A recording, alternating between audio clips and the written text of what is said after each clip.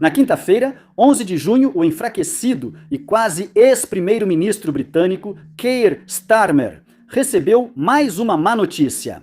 John Healey, secretário de Defesa, renunciou após discordâncias sobre gastos militares. Healey disse que o DIP, Plano de Investimento em Defesa do Governo, há muito adiado, que é uma estratégia financeira de 10 anos para equipar e modernizar as Forças Armadas, foi insuficiente para garantir a segurança do país. Em uma carta de renúncia dura, ele acusou o primeiro-ministro e o Tesouro de não quererem ou conseguirem investir os recursos necessários para que a defesa do país em um momento mais perigoso. A saída de Healey provocou uma reação em cadeia, levando à renúncia de mais 2 altos funcionários. Pamela Nash, secretária parlamentar de Healey, renunciou devido aos atrasos e dificuldades para obter financiamento para o DIP. O ministro das Forças Armadas, ex-operador das Forças Especiais, Alistair Cairns, também pediu demissão. Em resumo, isso foi uma verdadeira bagunça. Mesmo sendo uma acusação à liderança de Keir Starmer, essa bagunça também mostrava outra coisa. Uma crise de defesa britânica, que vem se agravando há anos, transformou uma das principais forças armadas da OTAN em sombra do que já foi. Fazer mais com menos. No auge da Guerra Fria, o Reino Unido e outros países ocidentais investiram muito em defesa. Os gastos britânicos com defesa chegaram a 7% do PIB, mostrando como o Reino Unido levava a sério a ameaça soviética. No fim dos anos 1980, ainda superavam 4%. Então, alerta de spoiler histórico, em 1989, o Muro de Berlim caiu. 2 anos depois, a União Soviética foi dissolvida e, assim, a principal ameaça militar ao Reino Unido desapareceu. Após o fim da ameaça soviética, Reino Unido e grande parte do Ocidente decidiram aproveitar o dividendo da paz, termo usado por George H.W. Bush e Margaret Thatcher para descrever o benefício econômico de reduzir gastos com defesa. Em 1990, isso levou o secretário de Defesa, Tom King, a lançar uma revisão das Forças Armadas chamada Opções para a Mudança, na qual ele argumentou que o Reino Unido precisava reduzir suas forças armadas para um nível que o país pudesse sustentar e que pudesse ser realisticamente mantido em termos de pessoal. Segundo King, os cortes visavam forças armadas menores, porém mais bem equipadas e treinadas, além de economizar dinheiro para o país. Na prática, isso significou reduzir o número de tropas em 18% para cerca de 255 mil soldados, diminuir a frota de fragatas e destroyers e retirar as forças estacionadas na Alemanha. Vale ressaltar que o Reino Unido não estava apenas cortando os gastos militares porque a ameaça da União Soviética havia desaparecido. O começo dos anos 90 foi difícil para uma economia britânica e economizar era a principal preocupação do governo. A defesa foi alvo fácil, já que o fim da URSS indicava que a Grã-Bretanha talvez não enfrentasse outra grande guerra terrestre, e os cortes continuaram após King. 4 anos depois, o secretário de Defesa Malcolm Rifkind lançou o programa Frontline First para enxugar a estrutura de apoio das Forças Armadas, sem afetar as unidades de combate. Na prática, isso levou ao fechamento da base naval de Rosyth, onde eram reformados submarinos da Marinha Real, e a redução de 5% das tropas, incluindo a dispensa de mais de 20 oficiais de patente major-general ou superior. Os cortes também levaram ao fechamento de 2 dos 3 hospitais militares dedicados, com o governo optando por estabelecer alas militares em hospitais civis em vez disso. Rifkind assegurou ao parlamento que esses cortes seriam usados para afiar os dentes das Forças Armadas britânicas, basicamente melhorando a capacidade de combate das tropas à custa da retaguarda. A equipe de apoio que possibilita o trabalho das tropas na linha de frente. No entanto, uma revisão de 1998, feita por um comitê parlamentar de defesa, concluiu que a série de cortes havia tanto encurtado a retaguarda quanto removido os dentes. Devemos evitar retratar essa era apenas como o declínio das Forças Armadas britânicas. Até 2014, a Grã-Bretanha seguia entre os maiores gastadores em defesa da OTAN, investindo mais de 2% do PIB nas Forças Armadas. Isso é mais do que a França destinava naquela época, mais do que a atual queridinha Polônia destinava, ficando atrás apenas da Grécia e dos Estados Unidos. Mesmo em seu ponto mais baixo, em 2018, os gastos só caíram abaixo de 2% do PIB por um único ano, e mesmo isso foi rapidamente revertido. O Reino Unido ainda conseguia se mobilizar globalmente, com forças atuando na Bósnia, Macedônia e Serra Leoa. Foram o parceiro júnior dos Estados Unidos nas guerras do Iraque e Afeganistão, servindo com bravura e distinção, apesar do que J.D. Vance possa afirmar. Apesar dos gastos do Reino Unido com defesa na década de 2010 terem diminuído, ainda superavam quase todos os outros membros da OTAN. E a Grã-Bretanha seguiu como uma força de combate razoável. O governo também cortou algumas capacidades para preservar outras. Por exemplo, Whitehall decidiu manter sua dissuasão nuclear após o fim da Guerra Fria, consumindo 6% do orçamento de defesa, mas considerado um gasto justificável. Em 2014, surgiram dúvidas sobre o rumo das mudanças. Naquele ano, a BBC questionou o secretário de Defesa, Philip Hammond, se o orçamento de defesa havia sido cortado demais. O contexto era o governo de coalizão implementando cortes de gastos de 8% ao longo de 8 anos. Enquanto Hammond dava as respostas evasivas típicas de políticos dizendo que tudo estava ótimo, ele fez um alerta.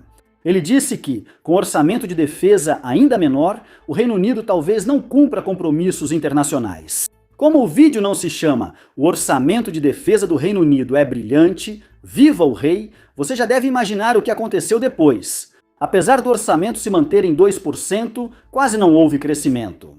E essa parte é fundamental, porque os compromissos que o Reino Unido tinha em 2014 eram compromissos mantidos em um período de relativa paz. Esperava-se que as forças britânicas lutassem contra insurgentes e jihadistas no exterior, mas que nunca mais precisariam se preocupar com uma potência revanchista do leste desencadeando uma grande guerra terrestre europeia contra um vizinho indefeso. Infelizmente para todos nós, não foi assim que a terceira década do século XXI iria se desenrolar. Antes de abordar o impacto da guerra na Ucrânia nos cálculos militares britânicos, uma pausa para falar do nosso site para assinantes. Warfronts é o lugar para aqueles de vocês que gostam do que fazemos aqui no canal principal, mas gostariam que fôssemos um pouco mais a fundo. Semanalmente, publicamos 2 vídeos exclusivos e 3 artigos escritos por especialistas, cobrindo tudo o que você precisa saber sobre conflitos modernos e geopolítica. Recentemente, por exemplo, tivemos matérias aprofundadas sobre como a tendência do exército russo de exagerar seus avanços está voltando para assombrar o Kremlin, além de uma análise detalhada sobre a economia do esforço europeu para fazer seus caças funcionarem parcialmente com biocombustível. Isso sem nem mencionar nosso documentário de 82 minutos, que se aprofunda em como a liderança da Coreia do Norte realmente vê o mundo. Se esse tipo de cobertura aprofundada é o que você procura, acesse Warfronts. A assinatura custa $5 mensais ou $50 por ano e dá acesso a vídeos, artigos e podcasts exclusivos. Voltamos ao nosso trabalho criticando os gastos militares do Reino Unido. De herói a zero. Para ver como os poderosos caíram, basta olhar a posição da Grã-Bretanha no ranking da OTAN em 2025. 11 anos antes, a Grã-Bretanha era uma das 3 nações a cumprir a meta de gasto de 2%. Mas no ano passado, Londres havia caído no ranking, não apenas para o 5º ou mesmo o 10º lugar, mas para o 12º. De ser o melhor aluno, a Grã-Bretanha caiu a um ponto em que mal gastava mais com defesa do que o Canadá. Essa mudança foi impulsionada pelo aumento inédito dos gastos militares de várias nações europeias após a invasão russa em larga escala da Ucrânia em 2022. Polônia, os países bálticos, Dinamarca, Finlândia, Noruega e Suécia responderam com intenso rearmamento. Mesmo antes do compromisso de 2025 de aumentar os gastos militares diretos na OTAN, 6 nações europeias já estavam gastando mais de 3% anualmente, com Lituânia e Polônia ultrapassando 4%. Para comparar, os Estados Unidos gastam cerca de 3,2% ao ano. Vale dizer que o governo do Reino Unido sabe do problema. Quando Keir Starmer assumiu o poder em 2024, ele prometeu aumentar os gastos para 2,6% do PIB até 2027 e 3,5% até 2035. De forma constrangedora, ele ainda argumentou que outros membros da OTAN deveriam gastar mais, e muitos ouviram. Afinal, não é como se o cara que defende o aumento dos gastos com defesa fosse de repente negar ao próprio secretário de defesa os recursos necessários. Certo? Voltamos à introdução, não é? Isso leva à renúncia de John Healey pelo baixo financiamento das Forças Armadas Britânicas nos planos de Starmer. Jack Watling, pesquisador sênior do Royal United Services Institute, escreveu no X que a maioria dos aliados do Reino Unido na OTAN investia e apresentava um caminho crível para cumprir o prometido à aliança. O Reino Unido agia como quem chega atrasado a um jantar, pede o prato mais caro e depois diz que esqueceu a carteira. Desde então, o governo moribundo de Starmer tentou mudar de rumo. Após um aumento de verbas que teria levado a cortes em termos reais, o primeiro-ministro anuncia 15 bilhões de libras às Forças Armadas em 4 anos. Ainda assim, o orçamento de defesa do Reino Unido só chegará a 2,7% em 2029 e haverá um déficit de quase 5 bilhões de libras no financiamento. Starmer não parece se importar porque está de saída. Isso será preocupação dos próximos governos sob Andy Burnham, não de Sir Keir. No sistema britânico, quase nada impede o primeiro-ministro Burnham de descumprir promessas e redirecionar recursos. Isso ocorreu enquanto as Forças Armadas britânicas enfrentam falta de pessoal, com o exército em seu menor efetivo desde as guerras napoleônicas. A Marinha passou de ser o orgulho da Grã-Bretanha para se tornar motivo de constrangimento. Em artigo recente sobre a França, um de nossos redatores afirmou que a Marinha Britânica teria dificuldade em defender as Malvinas se a Argentina invadisse de novo. Não porque isso seja uma possibilidade real, mas porque mostra o quanto o Reino Unido decaiu nos últimos anos. Isso se deve, em parte, ao grande desperdício pelo qual o Ministério da Defesa é famoso. O problemático programa do veículo de combate Ajax é um exemplo disso, custando ao Reino Unido até agora 6,3 bilhões de libras em troca de um projeto inutilizável que faz com que quem anda nele se sinta mal. Sem falar nos desastres da terceirização, com o Ministério da Defesa concedendo grandes contratos à Capita e outras empresas de recrutamento que repetidamente não atingiram as metas. Vamos apenas dizer que há um motivo para quem entende do assunto se referir a eles como Crapita. Sim, há problemas na gestão do dinheiro pelo Ministério da Defesa que contribuem para essa crise. Mas também se deve ao fato de o Reino Unido não saber o que quer ser como potência militar.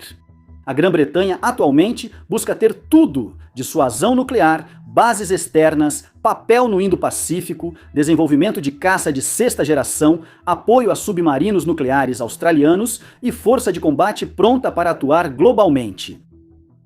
Precisa respirar? Olha, resumindo, a Grã-Bretanha quer ter uma força militar de classe mundial com o orçamento de uma potência de médio porte. E essa contradição inerente e óbvia está causando sérios problemas. Para entender o que queremos dizer, basta olhar para a guerra com o Irã.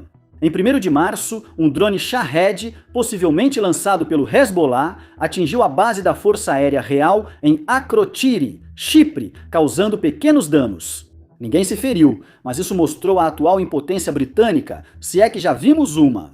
Não só o drone conseguiu passar, como o Reino Unido também hesitou em enviar recursos navais para ajudar a defender a base, só tomando a decisão depois que a França já havia concordado em enviar uma fragata e sistemas antidrone para Chipre. Tenha em mente que essa base é território soberano britânico. O Reino Unido e Chipre deveriam ser aliados próximos.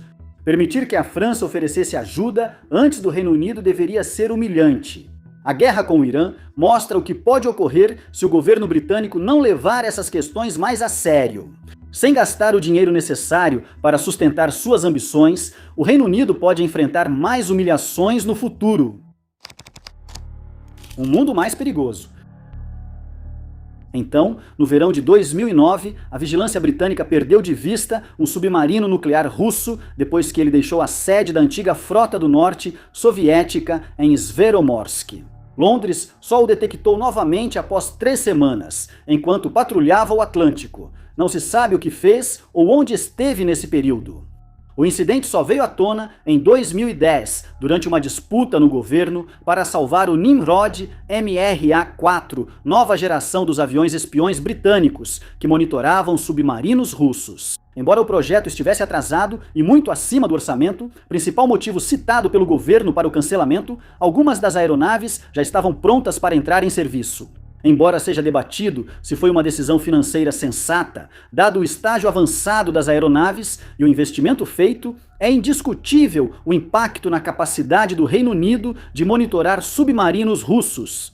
Relatos apontam que o Reino Unido não conseguiu localizar 2 submarinos russos em águas internacionais. O governo norueguês também expressou em privado preocupação de que a perda das aeronaves deixava áreas do Atlântico sem monitoramento adequado. O Reino Unido perder a capacidade de monitorar submarinos russos poucos anos após a invasão da Geórgia pela Rússia não era bem visto. As reclamações da Noruega destacaram o impacto das decisões de Westminster nos aliados. Nos anos seguintes, a ameaça russa só aumentou. Moscou anexou a Crimeia e invadiu o leste da Ucrânia em 2014, lançou uma invasão em larga escala em 2022 e desde então envia drones e aviões ao espaço aéreo da OTAN para testar os limites de defesa da aliança. Agências de espionagem alertam que Vladimir Putin pode agir contra a OTAN neste verão, tentando encerrar o apoio europeu ao esforço de guerra da Ucrânia. Embora seja uma hipótese extrema, é mais provável que o Kremlin teste a determinação da OTAN até o fim da década. Resumindo, é uma época em que o Reino Unido deveria se rearmar intensamente, como no fim dos anos 1930 por precaução, caso a situação piore. Starmer apresentou um orçamento de defesa no fim de seu mandato, sem financiamento completo e que pode não durar, aguardando a próxima troca de primeiro-ministro, especialmente no momento em que o país sente falta de recursos e depende de infraestrutura precária. Exatamente porque a Grã-Bretanha, ainda uma das maiores economias do mundo, não consegue financiar suas forças armadas, mesmo com a carga tributária atingindo o maior nível desde a Segunda Guerra. Esse é um assunto para outro vídeo. Mas salários e produtividade estagnados não ajudam, assim como um gasto crescente com benefícios e serviços sociais que, incluindo as pensões, agora consome 13% do PIB. Tudo isso está tendo um impacto justamente quando o maior parceiro de defesa do Reino Unido vem se retirando do continente europeu. Os Estados Unidos estão diminuindo tropas na Europa, realocando recursos e preparando o terreno para uma redução severa das capacidades que destina à OTAN. Mas enquanto algumas nações, incluindo antigos retardatários da OTAN, como a Alemanha, estão tentando melhorar sua atuação em resposta a isso, o Reino Unido fala muito, mas não faz nada. A Grã-Bretanha deveria estar disponibilizando um corpo de reserva estratégica para a OTAN, mas os cortes nas forças armadas significam que Londres não está em condições de fazer isso. E os aumentos irrisórios anunciados recentemente significam que é improvável que tenha essa capacidade tão cedo. Ao adotar as recomendações da revisão estratégica de defesa, Starmer garantiu ao Reino Unido que o país não apenas sobreviveria ao novo mundo, mas o lideraria e que seu governo nunca colocaria a segurança nacional em risco. No entanto, é inegável que as forças armadas britânicas não podem liderar ninguém atualmente. Na Europa, Polônia e Alemanha em breve superarão o Reino Unido em escala e capacidade. A França enfrenta problemas, mas consegue fazer muito com poucos recursos, mantendo uma das forças armadas de segunda linha mais fortes do mundo. Fora da Europa, mas ainda na OTAN, a Turquia usa sua grande indústria de defesa para se destacar. Comparado a todas essas 4 nações, o Reino Unido não parece ser um líder. Evitemos comparar as forças armadas britânicas com potências globais como Estados Unidos ou China. Não queremos ser totalmente negativos sobre o Reino Unido. Como dissemos antes, este país cumpriu a meta de 2% da OTAN ao longo dos anos 2000 e dos anos 2010, quando muitos na Europa viam gastos com defesa tão importantes quanto financiar dança interpretativa. Até hoje, há coisas que a Grã-Bretanha faz muito além do que quase todos conseguem. As forças especiais britânicas são lendárias e Londres tem um desempenho muito acima do esperado em comunicações e inteligência e também conta com uma base industrial de defesa que não deve ser subestimada. Nos últimos anos, governos britânicos sucessivos não refletiram seriamente sobre que tipo de forças armadas querem para o Reino Unido. Eles querem uma força militar realmente global, como uma versão menor dos Estados Unidos? Bem, isso exigiria um investimento maciço. Eles querem ser uma potência regional? Isso exigirá redirecionar o orçamento, tirando recursos de iniciativas de projeção de poder no Indo-Pacífico e aceitar que a Grã-Bretanha se concentrará apenas na Europa daqui em diante. Isso pode até exigir discutir o dissuasor nuclear britânico, caro e dependente de mísseis americanos armazenados. No momento, porém, a resposta britânica para a pergunta sobre que tipo de força militar eles querem parece ser sim, só que sem o tipo de investimento que seria necessário para manter esse tipo de força. O resultado é uma força militar que tenta ser uma potência de primeira linha sem gastar muito, mas não consegue ser nenhuma das duas. O novo governo Burnham deve decidir se amplia ou descarta os planos de gastos de Starmer. Se escolherem a segunda opção, como parece provável, esperamos que seja feito com bom senso, focando as Forças Armadas do Reino Unido em suas áreas de excelência e ampliando essas ações. Caso contrário, a Grã-Bretanha estará despreparada para a próxima grande guerra europeia e incapaz de se defender e proteger seus aliados. Obrigado por assistir.